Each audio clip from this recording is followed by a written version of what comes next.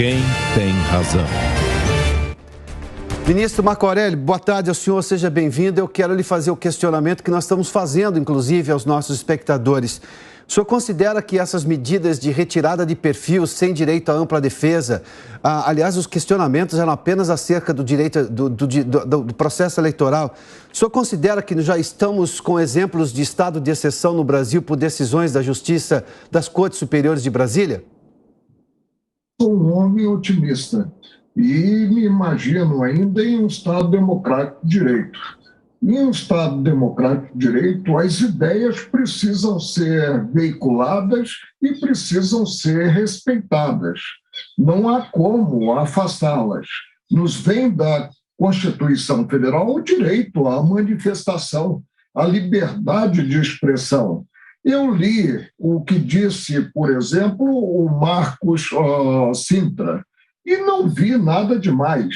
Ele apresentou ao Tribunal Superior Eleitoral, muito embora informalmente, questões que mereceriam reflexão, mereceriam, se lá eu estivesse ainda dirigisse o tribunal, abertura até mesmo de um processo administrativo para tornar extremo de dúvidas a lisura das urnas eletrônicas. Ele não colocou em dúvida a urna propriamente dita, ele apenas apresentou dados fáticos quanto à inexistência de votos a um candidato em certas sessões e disse que com a palavra estaria o Tribunal Superior Eleitoral. Isso está no grande âmbito da liberdade de pensamento. Eu confesso ao senhor, ministro, que aquilo me assustou, porque eu tinha lido no dia anterior o que ele escreveu, ali era um questionamento, aliás, ele não desabona em nenhum momento o TSE, muito pelo contrário, ele faz até, digamos, como qualquer cidadão pode ser feito, olha, seria bom que isso fosse esclarecido. E aí teve a conta retida. Além do que, a Polícia Federal foi acionada para, em 48 horas, tomar o depoimento dele sobre possibilidade de crime contra a fé pública de um órgão como o TSE. Isso não é exagerado por todos os aspectos previsíveis, ministro? Olha, o constrangimento é péssimo. Realmente é ruim. E você disse muito bem, Piotr, ele enalteceu a atuação do Tribunal Superior Eleitoral. Ele acreditou na atuação do Tribunal Superior Eleitoral, apenas apresentou fatos. Esses fatos são procedentes, porque eu não imagino que em certa sessão não se tenha, havendo disputa no segundo turno, portanto, entre dois candidatos, voto em um candidato, seja o candidato da ideologia A ou B, não importa. Eu não posso imaginar isso. Quanto ao que ocorreu em agrupamentos indígenas, em agrupamentos de quilombolas, eu só posso imaginar currais eleitorais. E o denominado voto de cabresto, que eu pensei que estivesse há muito suplantado. Eu confesso que estudava isso na quinta ou na sexta série, imaginava que isso era uma coisa do passado. Coronel Gerson Gomes, seja bem-vindo. Boa tarde ao senhor mais uma vez. Nós estamos vendo aí a criminalização do questionamento polido, educado, democrático por parte do TSE. Em que ponto estamos e aonde estamos caminhando nesse país, coronel? A oportunidade de ter um ex-ministro da Suprema Corte nesse debate hoje, ela é singular, porque no artigo 220 da Constituição está expressamente dito que a manifestação do pensamento, a criação, a expressão e a informação, sob qualquer forma, processo ou veículo, não sofrerá qualquer restrição. Então, o artigo 220 ele é bem claro. E, da mesma forma, quando nós vamos para a Declaração dos Direitos, a Declaração Universal dos Direitos Humanos, né, nós temos 3 artigos que falam o 18, 19 e o 20, mas eu vou me ater só ao 19, que diz assim: todo o homem tem direito à liberdade de opinião e expressão. Este direito inclui a liberdade de, preste atenção, sem interferências, ter opiniões e de procurar receber e transmitir informações e ideias por qualquer meio, independentemente de fronteiras. Então, nós observamos, Pior, que essa característica de tentar avançar sobre as liberdades individuais e a liberdade de expressão, ela não se coaduna a um Estado democrático. O nosso ministro, ele nos falou de uma posição otimista. Eu, por outro lado, já tenho uma visão de que sim, estamos em um estado de exceção, mais ou menos colimado ali com a nossa audiência que responde à enquete da Jovem Pan. E por que eu entendo assim? Porque a própria ministra Carmen Lúcia, no seu voto recente, ela admite que havia toda a caracterização de censura. No entanto, ela admitiria uma excepcionalidade. Então, o próprio voto dela remete que seria uma situação episódica no contexto da disputa ali, do final da disputa do segundo turno. E que, salvo outro juízo, ela entenderia que essa situação episódica e excepcional, ainda que inconstitucional no meu modo de ver, ela cessaria logo depois do segundo turno. E, no entanto, nós estamos vendo que a escalada de autoritarismo ela está num aumento, me parece que sem controle, e chegou ao ponto do caso concreto que você citou logo no início da reportagem. Eu acho que ela entendeu como censura claramente naquele voto dela, tanto que ela pediu que na segunda-feira, dia 31, fosse revisto aquele conceito que ela chamava de uma atitude excepcionalíssima. Ela usou um superlativo lá. Ministro Marco Aurélio, deixa eu voltar ao senhor. O senhor apelidou aquele inquérito lá do Supremo de fim do mundo. Essa expressão foi usada pelo senhor. E eu me lembro que naquele momento o questionamento é que o Supremo poderia sim instalar inquéritos de ofício, mas para crimes cometidos dentro do tribunal. Mas o Supremo entendeu que coisas nas redes sociais também fazem parte. Agora nós estamos vendo deputados e senadores tolhidos na sua liberdade de expressão. E eles têm um capítulo especial na Constituição que lhes garante o direito de fala. Ou seja, mas estão sendo nas redes sociais. Eu posso imaginar que o Supremo não vai proibir alguém de falar no palanque ali dentro da casa, da Câmara ou do Senado. Mas estão sendo tolhidos ali na rede social. Ou seja, o conceito não tem que ser o mesmo. Então, eles também têm que ter direito de fala preservado pela lei brasileira, pelas cortes superiores, também na rede social, mas estão sendo tolhidos ali. Olha, nos veios da Constituição Federal, a inviolabilidade de deputados e senadores, considerados votos, palavras, manifestações. E eles respondem, se for o caso, na Casa Legislativa pela quebra de decoro. Fora isso, é fechar-se a Constituição Federal, o que não é bom. O que eu penso é que é hora de temperança, é hora de compreensão, é hora de somar esforços para ter-se futuramente um Brasil sonhado. Todos trabalharmos em prol disso, visando isso. Não vejo com bons olhos o que vem ocorrendo. Daqui a pouco eu talvez não possa mais atender a Jovem Pan e quero até mesmo me colocar uma mordaça.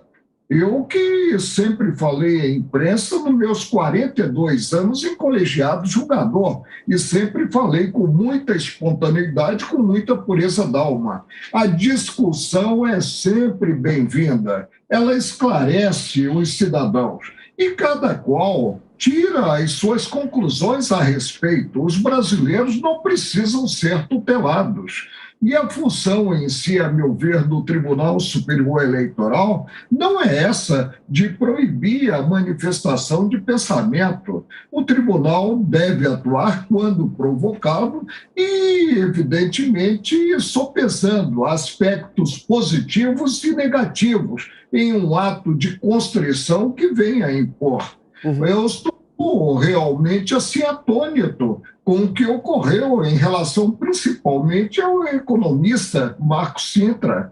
Aonde nós vamos parar? Eu cheguei mesmo a perguntar quando estava na bancada do Supremo e preocupadíssimo com a toada que vinha sendo mantida pelo colegiado. Isso é muito ruim. Vamos atuar, como eu disse, com compreensão, com temperança, e percebendo que, em direito, o meio justifica o fim. Se se tem um meio para chegar-se a um certo objetivo, se chega. Se não se tem, há de se recuar para homenagear o Estado democrático de direito. Ministro, eu vou lhe contar um bastidor agora também ao Coronel Gerson Gomes. Eu quero agradecer que os senhores tenham atendido ao nosso convite, mas nós enviamos convites aqui a várias autoridades, a vários parlamentares para participarem desse debate e tivemos hoje uma dificuldade gigantesca e muito estranha com a negativa deles. Aí eu me lembro das aulas de história quando eu era jovem na escola, e quando comecei na carreira de jornalismo, eu tenho 50 anos de idade, eu convivi com jornalistas que viveram o regime de exceção. E eles diziam que, além da censura, eles conviviam com um medo muito grande. Ministro, o senhor está falando aí que daqui a pouco o senhor também teme. O senhor teme em algum momento, o senhor que tem essa história dentro do Supremo Tribunal Federal, de ser tolhido na sua liberdade de expressão, tamanha essa escalada que estamos vendo da censura no país? Eu próprio não, porque estarei sempre na trincheira da resistência democrática e republicana e revelando o que eu penso sobre as matérias. Foi o que eu disse, não vejo com bons olhos o que vem ocorrendo, que se aproxima muito de um autoritarismo e a partir, inclusive, de voz única do hoje presidente do Tribunal Superior Eleitoral, que não é, inclusive, mais secretário de Segurança Pública. Coronel Gerson Gomes, bom, o senhor tem receio hoje de que essa escalada aumente?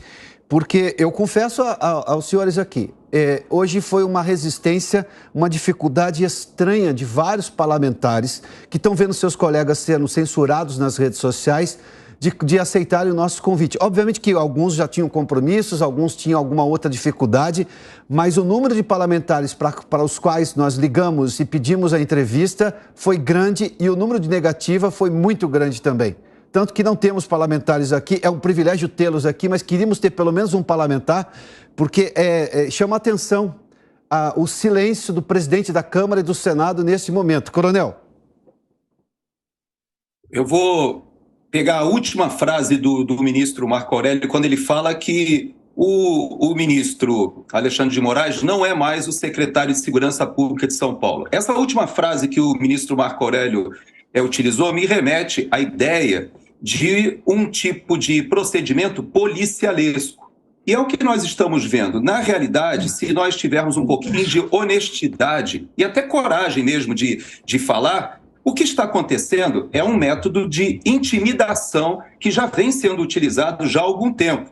Então, ele vai além da questão constitucional quando não respeita, por exemplo, o que diz a Constituição de que a informação tem que fluir sob qualquer forma, processo ou veículo, não sofrendo qualquer restrição.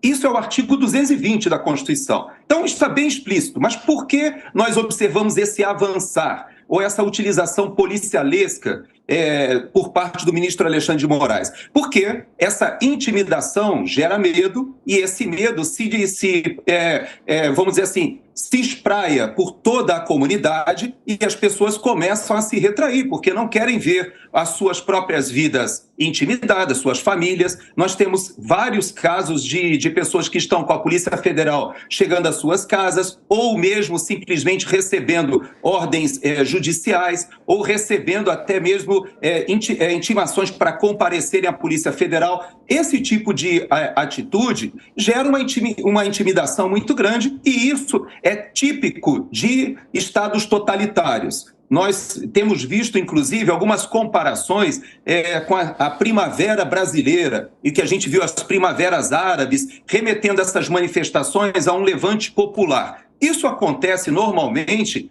justamente em estados ditatoriais ou em estados autoritários, em que a população não consegue ver os seus direitos ou os seus desejos e anseios expressos por seus representantes. E se nenhum parlamentar aqueceu ao seu convite, Piotr, isso é muito preocupante no Brasil. Foi difícil, foi estranhamente difícil. Dificuldades temos no dia a dia, as pessoas têm compromissos. Mas, ministro Marco Aurélio, quero lhe fazer um último questionamento. Quais os limites da democracia brasileira diante do que nós estamos vivendo? Porque há autoridades que, nesse momento, se parecem, ou fazem parecer, pelo menos a todos nós, surdas, completamente cegas e surdas ao que está no texto constitucional, que eu imaginava, apesar das dúvidas que podem surgir, e para isso existe o Supremo Tribunal Federal, pacificado no que ele tem de mais essencial, nas suas cláusulas pétreas, no entendimento da liberdade de expressão, no entendimento da não censura. Mas quais são os limites da democracia no Brasil? Até onde ela pode ser esgarçada, como tem sido por decisões do TSE e de ministros do Supremo? Ela pode ser atingida, desgastada em si, não, porque os parâmetros a serem respeitados são os parâmetros da Constituição Federal. Lei das leis que submete a todos indistintamente, submete inclusive o guarda da Constituição, que é o Supremo. A responsabilidade dele é muito maior, porque ele tem a última palavra sobre os ditames constitucionais. O que nós esperamos é que uma reflexão por parte, inclusive, do presidente do Tribunal Superior Eleitoral para compreender que nós vivenciamos um Estado democrático de direito e certas regras básicas precisam ser respeitadas. Nós aprendemos em nossos lares que o exemplo vem de cima. O que pensará o cidadão iletrado sobre o que vem ocorrendo em termos de medidas, em termos, inclusive, de controle das mídias sociais? Pensará o pior. E não devemos incentivá-lo a isso, ao contrário. Então, a ponderação que eu faço ao ministro Alexandre de Moraes é que ele perceba o contexto e não há uma situação conflituosa. Houve a disputa eleitoral, mas mesmo assim, dentro de regras estabelecidas na legislação de regência. E tivemos o pleito e tivemos a proclamação e teremos a diplomação do eleito. São as regras do jogo que serão respeitadas. O cidadão comum não pode ser um tutelado, muito menos de um órgão individual como é a presidência de um tribunal. Coronel Gerson Gomes, um último questionamento, por gentileza. O senhor acha que nós somos provavelmente um dos poucos canais que está discutindo a censura no país? Alguns canais de notícia estão se fazendo de cegos. Alguns jornalistas têm defendido censura. Teve um abaixo-assinado recentemente aí que causa vergonha a qualquer lógica jornalística. O senhor acha que isso está dificultando esse processo de lutar pela democracia no país? Uma sociedade que saiu dividida da eleição, tudo bem, aquilo é o resultado eleitoral, mas agora as pessoas estão defendendo a Constituição. É o que está fazendo aqui o ministro Marco Aurélio Mello, ou seja, a aplicação correta das leis, é o que nós estamos fazendo. O senhor acha que é isso que está dificultando, digamos, um enfrentamento do que está saindo do Tribunal Superior Eleitoral em relação à censura? Não há dúvida. Eu creio que há uma evolução da sociedade brasileira e, como a maioria da nossa audiência já sabe, eu falo dos Estados Unidos, onde eu resido. Aqui, o debate também ele gira em torno da liberdade de expressão no âmbito das campanhas eleitorais e até mesmo com os algoritmos das redes sociais. Esse debate ele é geral, principalmente nas grandes democracias. É claro que esse debate não acontece nem na China, nem na Rússia, nem mesmo na zona de conflito hoje na Ucrânia. Toda a informação da Rússia ou na informação na Ucrânia, ela é uma informação filtrada. E quem é que pode oportunizar à audiência, ao eleitor, ao cidadão, o discernimento e refletir, de analisar diversos pontos de vista para formar a sua própria opinião? É o papel da imprensa livre. E o que acontece nos Estados Unidos aqui, eu creio que no Brasil nós estamos caminhando para algo similar, é que haverá nichos para os consumidores. Então, a Jovem Pan, por exemplo, ela se estabeleceu com um ano só de atividade como televisão, em um nicho que dá voz aos conservadores e liberais, e ela tem uma prática muito salutar de colocar o contraponto. Isso não se verifica nos outros meios jornalísticos. E aqui nos Estados Unidos nós podemos sim observar uma rede de TV, uma outra rede de TV, já sabendo a sua linha editorial. E eu creio que é esse aperfeiçoamento que nós gostaríamos de ver no Brasil. Coronel Gerson Gomes, muito obrigado. Ministro Marco Aurélio Mello, obrigado mais uma vez pela gentileza de nos atender aqui na Jovem Pan.